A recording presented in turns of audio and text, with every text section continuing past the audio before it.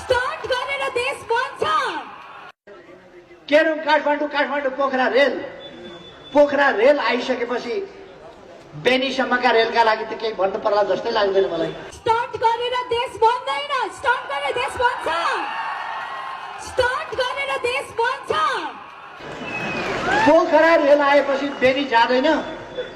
बेनी जाँदा कहाँबाट जान्छ? कुस्मा हुनु परेन? कुस्मा त स्टेसनै हुन्छ। स्टार्ट गरेर देश बन्दैन, स्टार्ट गरेर देश बन्छ। स्टार्ट गरेर देश बन्छ।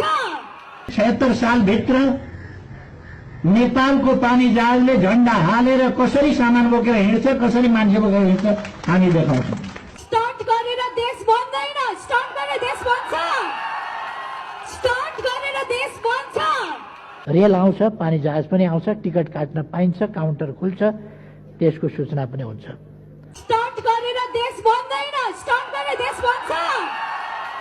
स्टार्ट गरेर देश बन्छ।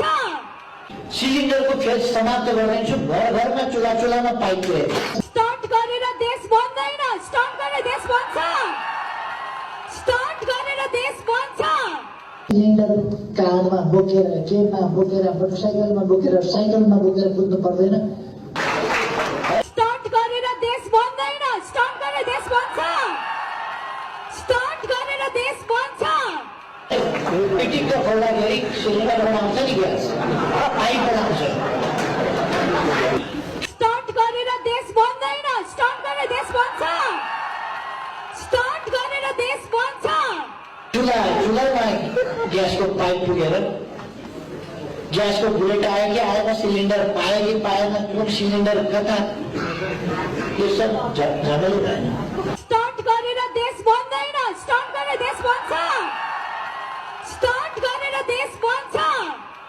एउटा मिटर टाँसेर राखिदिने भित्तामा जति बाल हुन्छ भन्नुहोस्। स्टार्ट गरेर देश बन्छ।